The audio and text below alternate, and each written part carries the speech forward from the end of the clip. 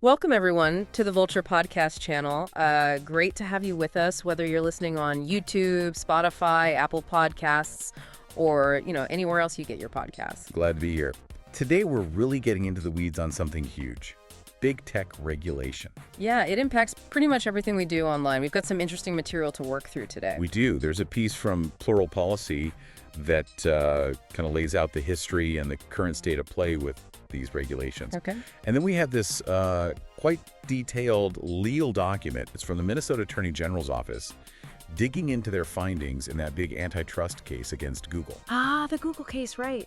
And I see we also have some news reports. Yeah, from Search Engine Journal and Global News. They're talking about something that could be massive. The idea that Google might actually have to sell off its Chrome browser because of these antitrust concerns. Wow, okay. Chrome, that's huge. It really is. So our mission today, basically, is to unpack all of this, connect these different threads. Figure out the key takeaways, right? And what it means for technology, for innovation. And even just for the phone in your pocket or the computer you're using right now, it's all connected. Okay, let's do it. Where should we start? Maybe defining big tech. It feels like that term itself has shifted. That's a perfect place to start. And yeah, you're right. The Plural Policy article makes that point. The definition has changed. Back when the internet was, really taking off. The late 90s, early 2000s. Exactly. You were thinking more like Google, Microsoft, maybe Apple. The pioneers, sort of. But now it feels much more focused. It's usually Apple, Amazon, Meta. Right, Meta being Facebook and Instagram. Alphabet, which is Google's parent, and Microsoft. That FAANG acronym gets thrown around a lot. Yeah, FAANG. Sometimes people add Netflix or even Tesla. But those core five are usually what we mean by big tech today, and their dominance is just staggering. The numbers are wild, aren't they? They really are. Plural Policy gives some examples, like Apple's share of the U.S. smartphone market, huge. The App Store, millions of apps. And Microsoft Windows is still on most computers worldwide. Yep. Then you got Alphabet Android on most smartphones, Google handling the vast majority of searches. It's incredible. Don't forget Amazon's e-commerce dominance in the U.S., plus their delivery network. Right, and Meta, Facebook, Instagram, WhatsApp, billions of users across those platforms. So with that kind of concentration of power, regulation seems almost inevitable looking back. Where did it really kick off in the U.S.? The Plural Policy article points back to the Federal Telecommunications Act of 1996. That was kind of foundational. How so? It basically set the stage for the internet to grow with a relatively light touch, regulation-wise. It fostered that early boom. Okay, kind of let it run free for a bit. In a way, yeah. And then you have Section 230, also from 96, part of the Communications Decency Act. That's the one everyone talks about. Whoa, Section 230, the liability shield, right, for platforms and what users post. Exactly. It was, and still is, incredibly significant. Interestingly, Plural Policy notes that early on, some regulations were actually aimed at protecting these fledgling social media platforms. Oh, that's interesting, protecting them. Yeah, helping them grow without being sued into oblivion for user content. But clearly the mood has shifted quite a bit since then. You can say that again. So the focus shifted from protection to what are the big regulatory trends now? Well, disinformation and misinformation are huge topics, as Plural Policy highlights. Lots of talk about fact-checking standards, platform responsibility. And protecting kids online seems to be a really big push, too. Definitely. We're seeing more laws, state and federal, focused specifically on minor safety and privacy online. And then there are the lawsuits. Lots and lots of lawsuits. Absolutely. A major trend is tackling alleged monopolistic practices. Anti-competitive stuff like buying up potential rivals before they get too big. And it's not just the feds, right? State AGs are getting involved, too. Very much so. State attorneys general, the FTC, the Department of Justice, they're all active in bringing these cases. It's a multi-pronged effort. Okay, let's look at some specific examples Plural Policy mentions. The TikTok situation is pretty current. Yeah, that's a fascinating one. The law basically forcing ByteDance to sell TikTok or face a U.S. ban, it shows the regulatory focus expanding beyond that traditional FAANG group. Even with all their lobbying and huge user base. Right. It signals a real shift. Then there's the ongoing focus on Meta and kids' safety. We've seen Mark Zuckerberg testifying before Congress. Exactly. And that big lawsuit, Plural Policy, mentions 42 states suing Meta, alleging they knew their platforms could be harmful to young people, but claimed otherwise.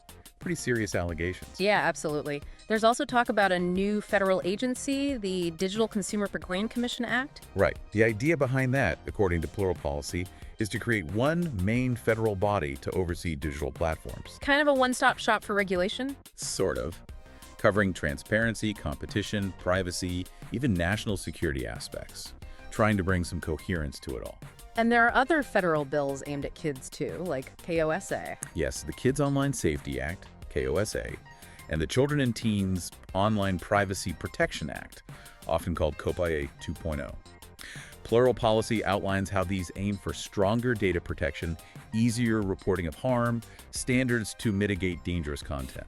Basically trying to make the online world safer for younger users. That's the goal. And it's not just social media. The FTC is looking closely at Amazon too, right? Yeah, Plural Policy mentions those ongoing FTC suits about Amazon's pricing, their advertising practices, even their logistics services. So broad scrutiny. Very broad. And states aren't waiting for the feds either. We're seeing a lot of state-level action. Like where? What are states doing? Plural Policy gives examples like Florida's law on deleting minors' accounts and parental consent. Utah allowing parents to sue platforms over mental health impacts. Didn't Arkansas try something too? They did. The Social Media Safety Act, requiring age verification and consent, got blocked by courts, but it shows the trend. California is also looking at addictive feeds for minors. So states are definitely pushing the envelope. Is this mainly a U.S. phenomenon or is it happening elsewhere? Oh, it's global. Yeah. The Plural Policy piece specifically mentions the European Union. They passed a really comprehensive law back in March 2024. What does the EU law cover? A lot. Things like how search results are displayed, default search engine choices, trying to force more competition in app stores like Apple's. It's a major piece of regulation. Okay, so this is a worldwide trend. Yeah. Which brings us back to that big Google antitrust case you mentioned, the one detailed in the Minnesota AG's document. Exactly. Understanding this broader regulatory push really sets the stage for why this specific case against Google is so important. So what was the core complaint in that case? When did it start? It was filed back in January 2023. The U.S. Department of Justice and 8 states went after Google. And the allegation was? Basically, that Google illegally monopolized, or trying to monopolize, key parts of the digital advertising technology, or ad tech market. Specifically, publisher ad servers, ad exchanges, and advertiser ad networks. They brought the case under the Sherman and Clayton Acts, the big U.S. antitrust laws. Okay. And how did the case proceed initially? Any legal maneuvering? Oh, yeah. Google tried to get it moved to New York, where some other related cases were, but the court said no, government antitrust suits are different. They also tried to get the whole thing dismissed. Which also failed. Right, denied. Huh. One interesting twist, the government was initially asking for monetary damages, but that claim got dropped after Google just went ahead and paid the amount the U.S. claimed they were owed, plus interest. Really? So they paid up, but the case continued? Exactly. It went to a bench trial, just a judge, no jury, focused on equitable relief. Basically, asking the judge to order Google to change how it does business, perhaps even break off parts of it. Before we get into the judge's findings, the legal document talks a bit about the history of advertising. Why is that context relevant here? It's crucial, really. It shows how advertising shifted from print and broadcast to online. And the key thing online was data. The internet allowed for tracking and targeting in ways never possible before. Making online ads incredibly valuable. Hugely valuable. It overtook TV ad spending globally. And the document explains how websites make money, subscriptions, selling stuff, but advertising became the dominant model for many. And this ad tech ecosystem sounds pretty complicated. Can you break down the main parts? Sure. The document explains there are tools for advertisers, the buy side, and tools for publishers selling ad space, the sell side. Initially, it was mostly direct deals, sales teams making calls. But the internet got too big for that. Way too big, too inefficient. That's where programmatic advertising comes in. Think automated auctions happening in milliseconds. Like a stock exchange for ads. Kind of, yeah. It matches advertisers wanting to show an ad with publishers having space, all in real time. Much more efficient, much more targeted. Okay, so what are the key bits of tech in this programmatic system? The document lays them out. You've got ad networks, simpler platforms, advertiser ad servers, help advertisers manage their campaigns. Demand-side platforms, or DSPs, let advertisers choose who sees their ads and where. Then the really crucial parts for this case, ad exchanges. They're the auction houses connecting buyers and sellers.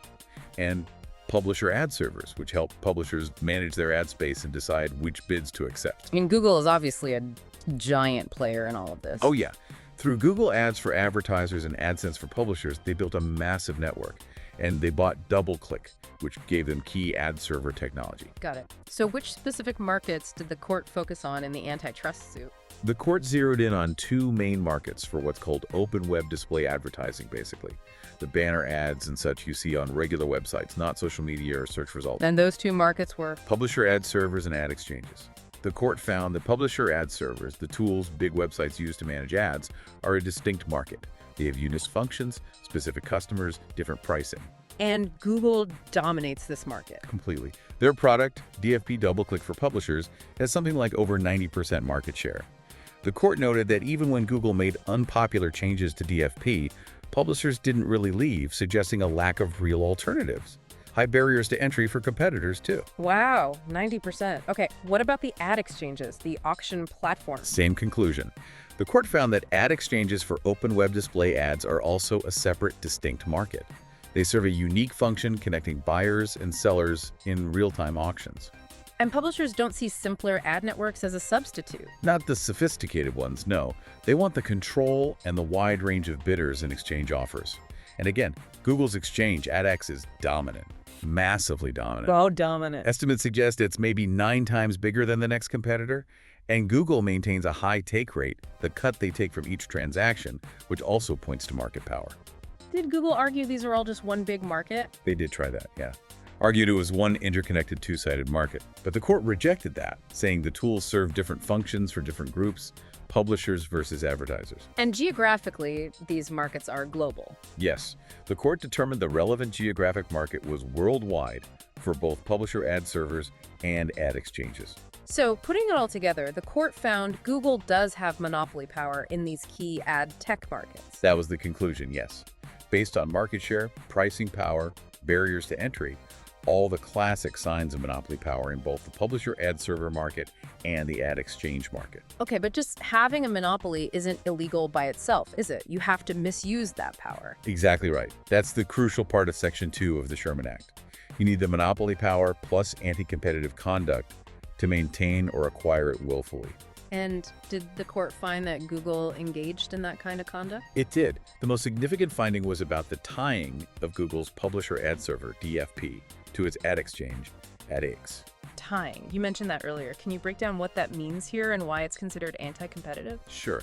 Tying is when a company with market power in one product, the tying product, forces customers to also buy a second, separate product, the tied product. Okay, so product A is tied to product B. Right. Here, the court found AdX, Google's dominant ad exchange, was the tying product, and DFP, the publisher ad server, was the tied product. How did they force the tie?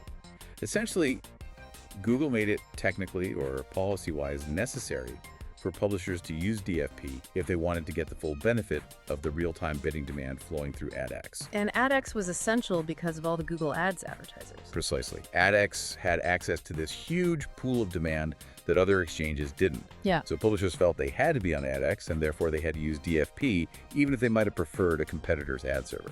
So it wasn't necessarily that DFP was the best product, but that it was tied to the must-have AdX. That's what the court found. They went through the 4 legal elements of an illegal tying claim.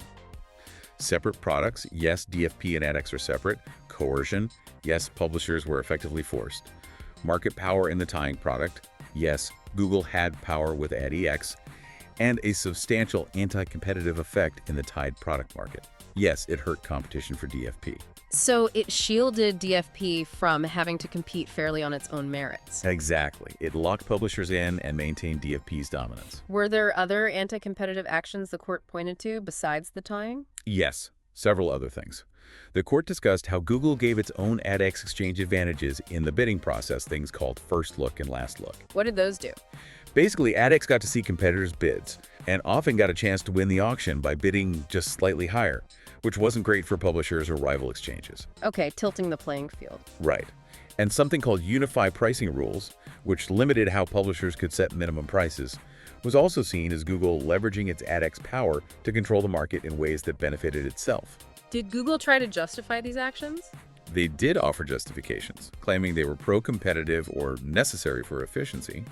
But the court largely found these arguments to be pretextual, basically, not the real reasons or just not strong enough to outweigh the harm to competition. They also rejected Google's attempt to frame it as just a refusal to deal with rivals. Okay, so the court finds Google liable for violating antitrust laws through these actions. That's a huge deal. What happens next? What are the potential consequences or remedies? This is where it gets really interesting and brings us back to those news reports about Chrome. Now that liability has been found, the focus shifts to the remedy. What should the court order Google to do? And the Department of Justice is pushing for some pretty drastic measures. Very drastic. As reported by Search Engine Journal and Global News, the DOJ is proposing remedies that could include forcing Google to sell off major assets. Like Chrome, and maybe even Android. Potentially, yes. The argument is that these assets, particularly Chrome, have helped Google illegally maintain its monopoly, especially in online search, which fuels the ad business. How does Chrome supposedly help the search monopoly? DOJ argues Chrome gives Google a powerful distribution channel for its search engine, making it the default for millions, and hinders rivals like DuckDuckGo or Bing from getting similar default deals with device makers. It fortified the monopoly, they claim. Unsurprisingly, Google is fighting this idea hard. What are their main objections? They're calling the divestiture proposal radical, as you'd expect. The news reports outline their core arguments. It could harm user privacy if data goes to a new owner, create security risks by splitting up development, and maybe even chill innovation, especially in AI, by disrupting their core business. What do outside experts think? That analyst Carmi Levy quoted in Global News sounds like he expects major disruption if Chrome is sold off. Livy used the word seismic. He compared the potential fallout to Y2K, which might be a bit dramatic, but his point is that Chrome is so deeply embedded in how the internet works now. So many websites and apps are built assuming Chrome or its underlying engine. Exactly. He says the whole industry would need to pivot, and whoever bought Chrome would need incredibly deep pockets just to manage it. The DOJ also wants to stop Google from paying companies like Apple and Samsung billions to make Google search the default, right? What impact could that have? Experts think that could finally lead to more genuine consumer choice. When you set up a new phone, maybe you'd get asked which browser or search engine you want, rather than just getting Google by default. Makes sense. But could there be downsides? Someone mentioned phones might get more expensive. Yeah, Philip Palmer from the Canadian Internet Society raised that possibility. If those Google subsidies disappear, maybe manufacturers pass the cost on. On the other hand, he also suggested it could loosen Google's grip on advertising. Leading to lower ad rates. Potentially. If Google's browser and search dominance weakens, it could make the ad market more competitive, possibly bringing down those monopolistic rates you mentioned. You might see people switching to alternatives like Firefox or DuckDuckGo more easily. So more competition in browsers could actually spur innovation. That's a key argument. Yeah. Carmi Levy noted the browser space hasn't seen huge leaps recently. A breakup could open the door for new players, startups, maybe lead to better browsers overall. But there's that potential long-term impact on Google's other ventures, like AI. Right. Levy also cautioned about that. If Google's core moneymakers are seriously disrupted, does that slow down their investment in things like AI, which requires massive resources? It's a complex trade-off. It really brings home the idea that these old antitrust laws are being dusted off and applied to tech monopolies in a way we haven't seen before. Absolutely. Philip Palmer explicitly made that connection, seeing this as a revival of using antitrust to break up dominant industries, now targeting big tech. The DOJ clearly thinks divestiture might be necessary here. So wrapping this all up, it's clear this landscape of big tech regulation is, well, it's incredibly complex and it's moving fast. Yeah, definitely. And these legal fights, like the Google case and these potential breakups, selling off something like Chrome, could fundamentally change the technology we use every day. It really affects the competitive balance of the whole digital world. The final outcome here is going to be watched very, very closely. By everyone. Consumers, businesses, other tech companies, regulators globally. It forces you to think about the sheer scale of these companies and how society should manage that kind of power. Absolutely. So as you're browsing the web or using your apps today, maybe give some thought to these underlying structures. What stands out to you from all this? What questions does it raise for you about technology and its regulation? It's an ongoing story, and understanding the different pieces, like the ad tech details or the legal arguments, is really important for grasping where things might be headed. Yeah.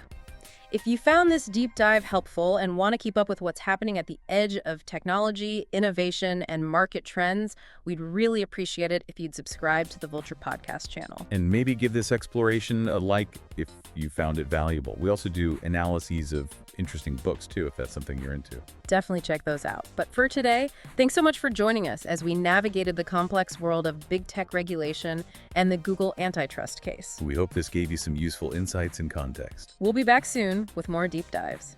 Make sure you subscribe so you don't miss out. Thanks again for listening.